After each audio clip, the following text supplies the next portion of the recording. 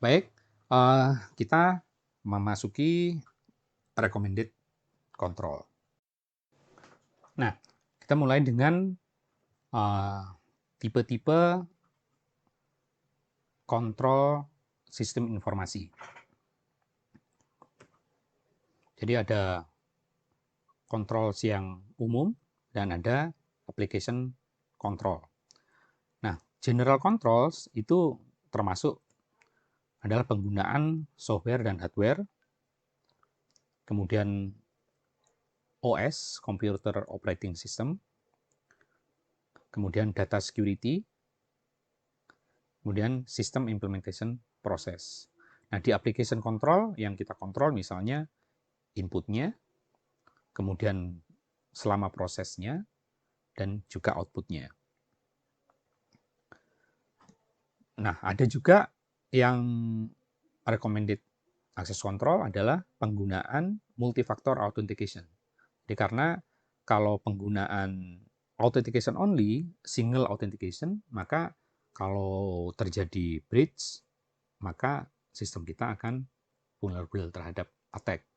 Maka umumnya sistem yang secure membutuhkan sedikitnya two factor ya, atau multifactor authentication.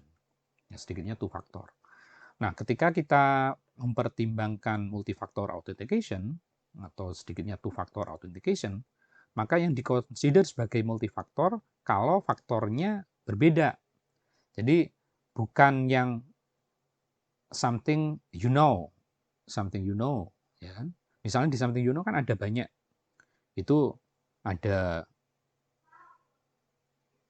password, kemudian ada paraphrase. Kalau kita mengimplementasikan paraphrase dan password, nah berarti itu baru single faktor, nggak dikonsider sebagai multifaktor.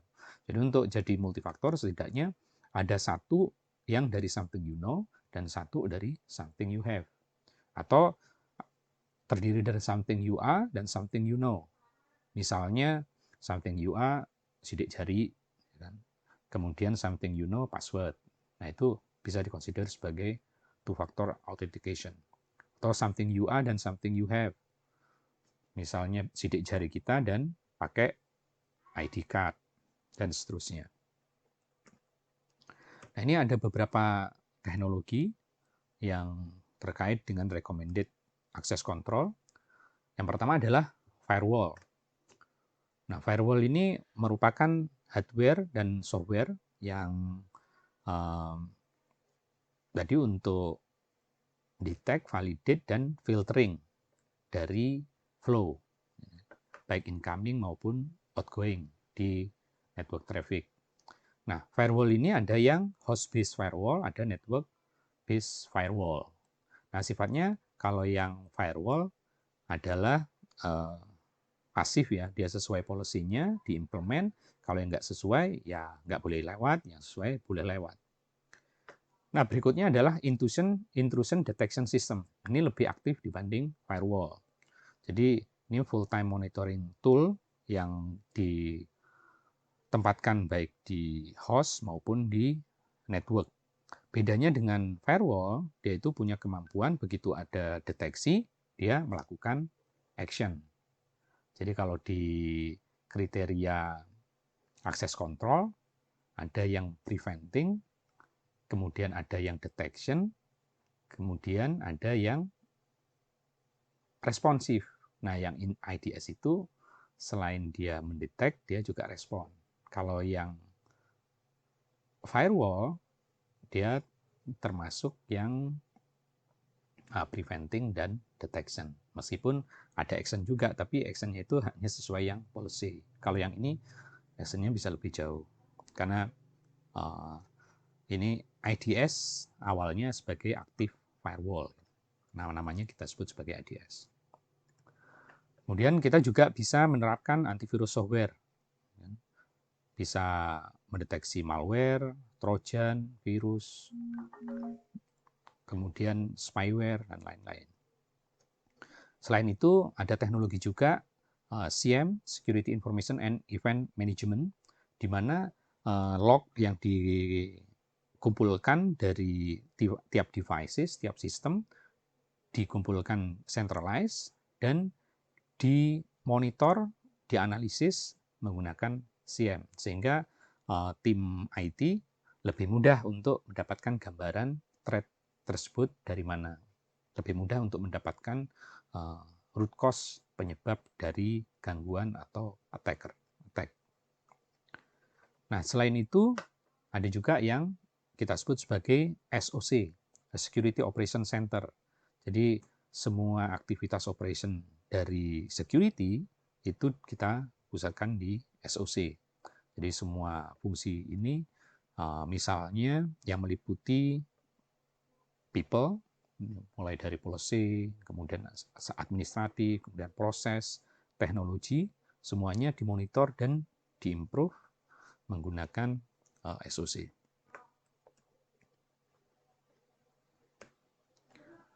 Nah, dari sisi penempatan, kalau dalam hal ini teknologi yang kita lihat adalah firewall, biasanya kita bagi dalam zona ya. Jadi kalau misalnya entitas perusahaan kita tersambung ke internet dan ada web server, kemudian ada database server dan ada internal. Nah, bisa jadi firewall itu ditempatkan di ujung terluar dan ujung sebelum masuk ke dalam.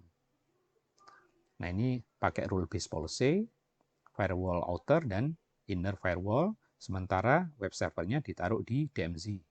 Nah, database perusahaannya tetap di internal. Yang ini adalah LAN internal. Nah, selain itu, teknologi dan tools recommended untuk access control juga ada public key encryption. Jadi, ketika untuk proses encrypt file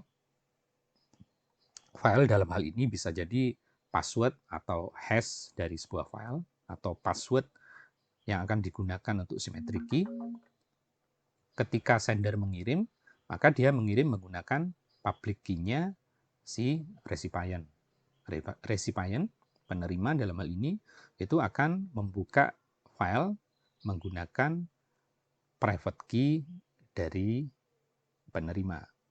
Berbeda dengan untuk kasus digital signature. Ketika kasusnya digital signature, kebutuhannya adalah si recipient perlu membuktikan bahwa file tersebut memang berasal dari sender, sehingga sender mengencrypt menggunakan private key-nya sender. Recipient ketika berhasil membuka dengan public key-nya sender, maka dia yakin bahwa message ini berasal dari sender. Nah, selain itu ada juga message integrity, yaitu kemampuan untuk membuktikan bahwa integritas dari message memang tidak berubah. Ini mekanismenya lewat hashing. Kemudian digital signature. Digital signature yang di encrypt menggunakan asymmetric key biasanya adalah hash dari sebuah file. Kemudian ada juga digital certificate, itu untuk pertukaran identitas, biasanya pertukaran identitas yang ada di public key infrastructure. Nah, public key infrastructure sendiri adalah sebuah sistem untuk distribusi kunci atau verifikasi kunci atau untuk digital certificate. Nah, kemudian ada juga mekanisme TLS yang menggantikan SSL. Biasanya teknologi ini digunakan untuk ketika klien akses website menggunakan HTTPS, maka seluruh transaksi, seluruh kontennya itu di-encrypt menggunakan TLS. Berbasis dua, yaitu ada asymmetric key untuk pertukaran kuncinya dan enkripsi filenya itu menggunakan symmetric key. Nah, yang kelihatan itu adalah protokol website akses HTTP yang secure. Nah, mekanisme yang lebih detail dari digital certificate itu bisa dilihat di gambar ini, yaitu yang pertama, klien meminta digital certificate. Paling enggak menyertakan nama, email address, company name, public key. Dia request, kemudian CA itu memberikan digital certificate. Ada versionnya, serial number, signature algorithm, issuer name, kemudian subject name, subject public key, algoritmnya apa, extensionnya apa, signature-nya apa, dikasih ke klien. Klien kemudian menunjukkan sertifikat ini ke autentikator website ya kan, untuk transaksi. Nah, lebih detailnya recommended control bisa teman-teman lihat di ISO 27002 atau ISO 17799. Kemudian ada di COBIT, NST SP 853, kemudian Sunstop 20 Critical Control List. Nah, nanti di tugas ini teman-teman diminta untuk merekap salah satu dari recommended control ini, yaitu terutama yang COBIT sama NST SP 800. Nah, ada beberapa fundamental security control requirement yang direkomendasikan, yaitu yang pertama, information system atau kontrol, kontrol terhadap information security, itu harus bisa mencegah ya, unauthorized access terhadap informasi, terutama informasi yang sensitif. Termasuk ketika sistem dalam kondisi failure.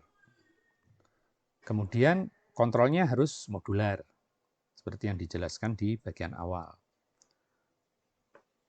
Kemudian desain implementasi dari security control memang sebaiknya memilih access control atau control selection yang sudah dibikin atau diinisiasi sebelumnya. Hal ini untuk mengurangi kompleksitas dan memang supaya sistemnya yakin ini secure. Karena sifatnya evolusioner. Kemudian security control sebaiknya juga mengenforce grouping, compartmentalization.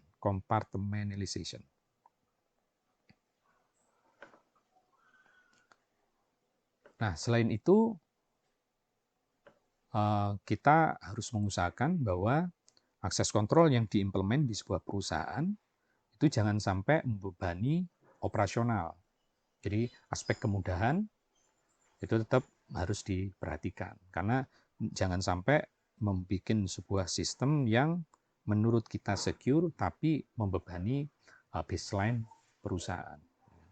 Karena baseline dari perusahaan kan adalah kemudahan layanan ke klien. Jadi orang IT yang harus berusaha keras gimana caranya servisnya tetap mudah tapi aman. Nah, berikutnya adalah information system control itu defaultnya harus yang paling aman. Baru kemudian kalau diperlukan tingkat keamanannya disesuaikan. Nah, terkait dengan sistem desain security yang least privilege, separation of duties, dan defense in depth, maka untuk separation of duties juga harus diimplementasikan pada implementasi security control. Nah, akses kontrol juga prioritasnya di akses informasi yang paling penting bagi perusahaan. Jadi ada prioritasi di situ. Nah, Sumber-sumber ini kita ambil dari Wheeler dan juga Management Information System dari Prentisol. Nah, demikian kuliah kita tentang kontrol dan services. Semoga bermanfaat. Terima kasih.